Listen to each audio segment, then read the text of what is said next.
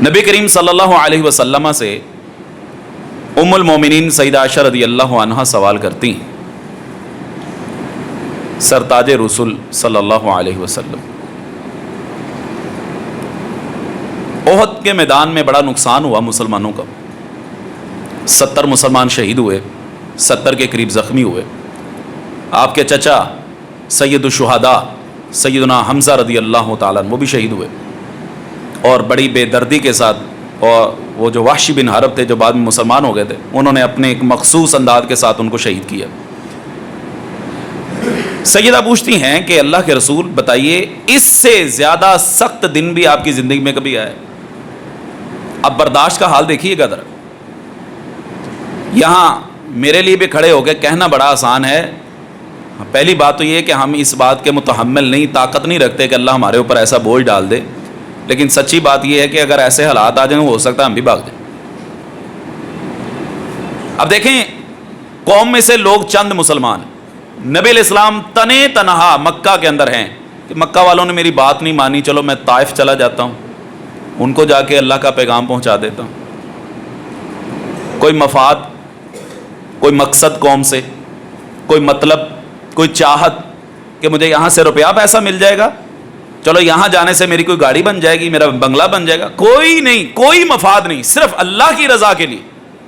صرف اللہ کو راضی کرنے کے لیے، اللہ کا پیغام اللہ کے بندوں تک پہنچانے کے لیے۔ حضرت محمد کریم صلی اللہ علیہ وآلہ وسلم، ہمارے ماں باپ آپ پر قربان ہو، آپ وہاں جاتے ہیں، آپ فرماتے ہیں عائشہ احد سے بھی زیادہ سخت دن میرا طائف میں گزرا تھا۔ جب ابن عبدیہ لیل وہاں کا جو رئیس زادہ وڈیرا، اس کو دین کی تبلیغ کی، ان لوگوں نے اگر وہ انکار کر دیتے جس طرح اہل مکہ نے کیا تھا، جھٹلا دیا ہم نہیں مانتے، تو کوئی اتنی بڑی بات نہ بنتی، جس طرح انہوں نے نہیں مانا، انہوں نے بھی نہیں مانا، لیکن عائشہ انہوں نے اس سے ایک قدم آگے چلے، انہوں نے میرے پیچھے اوباش قسم کے لڑکے لگا دیے جو مجھے پتھر مارتے تھے، آوازیں کستے تھے، اور آپ علیہ الصلوۃ والسلام کو لہو لہان کر دی۔ آپ علیہ السلام فرماتے ہیں کہ میری جوتی میرے پاؤں کے ساتھ چپک جاتی تھی خون کی وجہ سے۔ اس دوران میں ایک باغ کے اندر میں نے پناہ لی، اور میرے پاس پہاڑوں والا فرشتہ آیا۔ اب دیکھیں، یہ میں نے عرض کیا تھا کہ جب انسان کو ایسے موقع پر کوئی سپورٹ مل جائے نا، پاور مل جائے،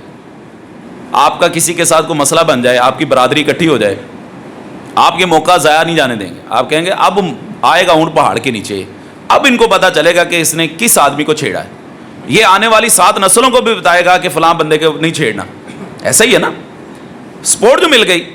لیکن یہاں سپورٹ ملی ہے آسمانی، اور فرشتے کی سپورٹ ملی ہے جو اپنی مرضی سے نہیں آیا، اللہ کے حکم سے آیا، کیونکہ فرشتہ اپنی مرضی سے کوئی کام نہیں کر سکتا۔ اب اس نے آ کے کہا جی میں پہاڑوں کا فرشتہ ہوں، آپ حکم دیجئے